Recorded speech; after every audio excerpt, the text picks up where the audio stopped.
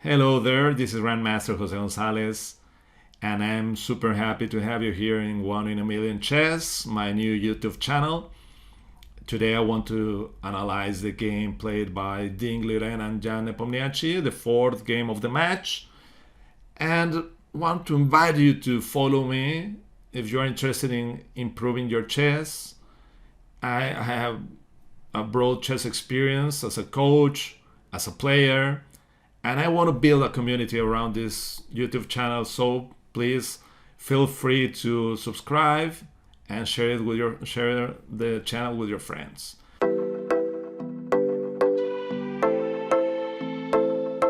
Okay, without further ado, let's jump into the game. Liren plays with the white pieces. Jan Nepomniatchi plays as black. c4, knight f6, knight c3, e5, knight f3, knight c6. And here is a really common line of the English opening. e3 is Ding's choice. g3 is much more common, and it resembles always Sicilian defense with colors reversed on one extra tempo for white. The question is how to use this extra tempo, and there are several answers to this simple question, none of which is how to say absolute. It's an absolute answer. So e3, it's an interesting one. White tries to play d4 and takes the game to lines that are very similar to the Taimanov, to the Paulsen in the Sicilian, but with colors reversed. Now bishop b4, if d5, opening the game, c takes d5, knight takes d5, and bishop b5 is a bit easier to play as white. There are plenty of games in theory. Now white would be trying to capture on e5, and it's not so simple to defend it because d4 is on the way as well. And this is really nice for white. So the game continues with bishop b4 and queen c2, protecting e4 and projecting knight d5 as a way to disrupt a bit the black position. Now bishop takes c3, avoiding knight d5, and bc3. This is the most ambitious continuation. Taking with queen takes the game to a very easy to play position for black after d5. Black is doing more or less okay. So b takes c3 is more ambitious, brings a pawn into the center. Okay, doubling pawns, and white has the bishop pair, but this bishop pair is not too active by now. The most important bishop here would be the dark square, the one that haven't got any opposition. And one of the most important things white has to do is to activate it. So after d6, e4, planning to play d3, castle, bishop e2. The idea of playing g3 is really common, but black would continue with something of this kind. As the light square bishop abandons this diagonal, black can try to play this, and this is a really pleasant position for black. Bishop e6, and okay, it's doing great. So this is the reason that explains why Ding prefers this square. The bishop keeps some control of this diagonal and stops black from playing the queen side. So knight h5. Yes, black. The problem for black is that making a pawn break is not so easy. And I already mentioned that b5 is one and f5 is the other. So knight h5 is directed in this with the idea of playing f5. I was wondering if knight e8 was perhaps a better option, and castle f5 could have been interesting for black. Okay, but the game continued with knight h5, more active, but it is a rare move, haven't been played many times. And after castle, after d3, sorry, castle could have met knight f4, and then really annoying for white. After d4, knight f4 is a bit dubious. It has been played queen f6 with intention of playing knight f4 later. So Nepo plays this knight f4. I don't really like it. Bishop takes f4. And now he has double pawns, but this pawn will have the chance to advance in the proper moment, and this pawn can be a bit exposed. So I don't really like this knight f4. I don't understand why Nepo played this way. Castle, and something really interesting. We all know by now that Richard Rapport is the second to Ding Liren in this tournament, and it's curious to know that this position was played by Rapport. He decided to play h4 some years ago, 2014, if I don't remember badly. And his game continued like this. And we're playing this curious move, knight g1, f5, king f1, and after if takes e4, bishop takes e4, Rapport was better. Even though he lost the right of castle, his king is secure here, and his bishop is very strong. So he was doing better, and this is okay. It's curious that they arrived to this particular position. That is a really rare line. But okay, castle, Ding preferred to castle rather instead of h4, queen f6, and here rook e1, trying to help the e pawn to advance at the proper moment, and bishop d3, x-raying h7. Now Lang has to be careful with e5, bishop g4, knight d2, and knight a5. Okay, this is an interesting moment.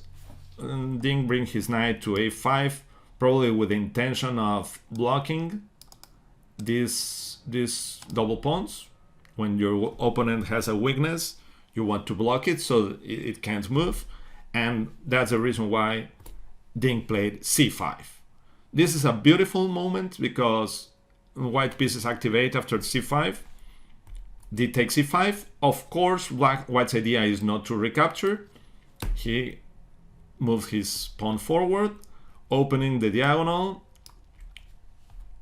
After queen h6, d5. And this is beautiful. Ding sacrifices one pawn to get this space with the central pawns. And it's a really nice situation. I guess that white is much more comfortable. But in today's chess, this is not. I cannot claim that he's winning, not anything near from winning. But his position is much more comfortable because okay, the extra pawn is double. There are two double extra pawns. The knight is really far from the center, and black's position is not too appealing. On the other hand, white is not killing black immediately, so black will regroup and the game will go on. So let's see. Rook d8, c4, and b6. Okay, immediately wanted to improve, reroute the knight. h3, bishop h5, bishop e4, everything very simple, very classical. That's a little trick. This pawn cannot be taken because of bishop h7, winning the exchange immediately. An easy one to spot. Rook e7, queen c3, defending e5, rook e8, and bishop f3. e5 is well defended. Now white's knight dreams to come to f3 to defend the e5 pawn. Knight b7, and as you can see, this space that white has is not being used immediately. This is a promise for the future.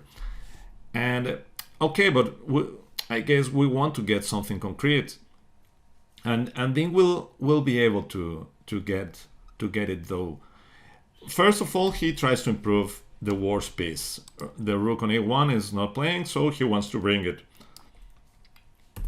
And Nepomniatchi plays f6. Not a beautiful move, but it's directed to improve the knight.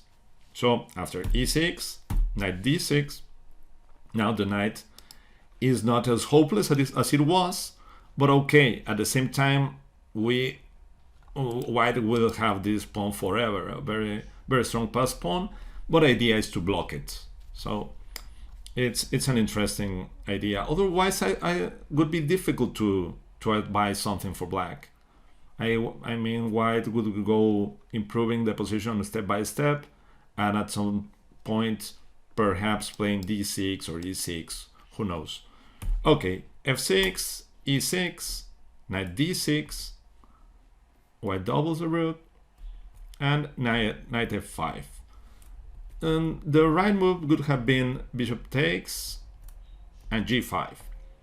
Okay, here it looks risky, but black is going to play queen g6 and perhaps h5 or h6, who knows. And its position is really solid. Ding's position would be really solid. The knight is very well placed on d6 because it attacks and it stops the d5 pawn. So I think moving the knight it's an strange idea. I think Ding is a really active player, and he didn't want to get there just sitting and waiting for white to improve. So this was the idea that created so much problems for him, as you will see. Then bishop takes h5, deviating the queen, and yes, rook e4. This is the idea. Now this cannot be defended with g5 because of queen f6, winning on the spot, and white queen has to go back to defend the f pawn and queen f3. So the position is really getting really interesting. g5 could have been the normal move, but Nepo decided to sacrifice a pawn with knight d4. That turned out to be a blunder. Incredible at this level. I was chatting with people in Chess24, and I was dreaming about the option, the idea of sacrificing the rook for the knight and grabbing a pawn. And I was going to write it, but I said, okay, I don't want to spam these guys, so I will keep it to myself. But here, after knight d4, my idea came to the board with rook takes d4. Okay, Nepo was expecting queen takes f4, trades, and c6 as a way to attack those pawns. I guess next move is taking and rook d8.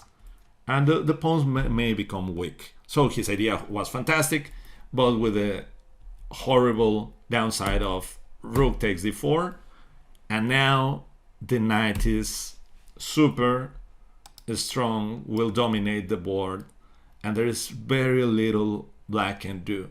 It's incredible. It's just a blunder, a complete blunder. It's like giving up your queen. It's simply losing. After this, the positional advantage white will get is beyond anything. So after knight b3, g5, I was wondering if c5 could help, but of course those pawns are too strong. There's even a force variation, but there is nothing to prove with those pawns, and the queen so misplaced. But d6, queen d5, followed by d7. That could be at the end. No surprise, of course.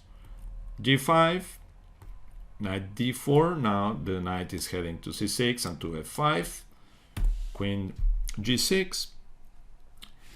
And here we have a fantastic move. There are several ideas because those pawns help with the knight would be extremely strong. But after g4, the knight is coming to f5, and e7 and d6 would be in the way. So after en passant, capture en passant, fg, f5 belongs to the white knight. h5, knight f5, rook h7, at least tries to keep the exchange, but the power of the knight and the pawns are too strong, are too much. Queen e4, threatening queen e7, rook e7, sorry, knight e7, sorry, king h8, and e7. Okay, you have a passed pawn, you have to advance it, and it's defended 3 times. So, and at some moment, d6 may come. So, black position is beyond repair. No activity at all. This queen is doing absolutely nothing. Queen f5, f7, and d6. Okay, queen f7 is directed to avoid queen e6 and, I don't know, queen d7 or d6. Everything is winning here, but d6 is too strong. C takes, d6, knight takes d6, queen g8. And of course, when we are in this kind of winning positions, we have to make sure that we're not giving any kind of counterplay to our opponents. Knight e4, knight e8 takes e8 is what Dean played, and is the clearest way to win the game, because the queen will get will be always on e8, because otherwise the pawn queens. So the queen will have no mobility at all. So other idea was queen b7, but there were certain dangers, because now the queen gets a bit more active, and if queen d7, trying to win material, then all of a sudden black can take, and after taking, this would end in a draw by perpetual check. So this is curious how you have to handle these kind of positions. The idea is to have your opponent's pieces as passive as possible, and that's the reason to playing knight takes e8, queen takes e8, and queen e6. The threats are terrible against f6. The pawn is super protected, and it's always hard to move for black. For example, queen f7, rook f7 would be answered with queen f7 and winning a rook. So king g7, rook f1, rook h6, rook d1, f5. There is nothing else to avoid rook d8, f5, queen e5, king f7, rook f5, taking advantage of the impossibility to capture on e7 because of this. So the game continued with king f6, rook f6, check. And there are several ways to win. Actually, it's really tough to find something that doesn't win. And Ding played queen g7, a very strong move. He's threatening rook e1, rook g6. That was beautiful. Rook f7, queen g6, mating 1. King takes, good lead to queen d6, while king e5 to rook d5, checkmate.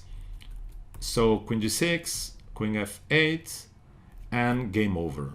Okay, there were some nice ideas. For example, rook g8 would have been answered with queen takes g8, and rook d8, among others, of course. So a beautiful victory by Ding Liren. I'm happy for him. I'm rooting for him because I have more sympathy towards him and Richard Rapport. I know those guys from several years ago. I know them when they were kids, and I want them to win. But who knows what is going to happen? The match is getting interesting now after a bit depressing start when Ding lost in such a silly way in game 2. But okay, now we have a very well contested match, something that could be quite different in the case Magnus Carlsen was playing. So I hope you find it interesting, and I ask you to subscribe and to share this video with your friends. So see you next time.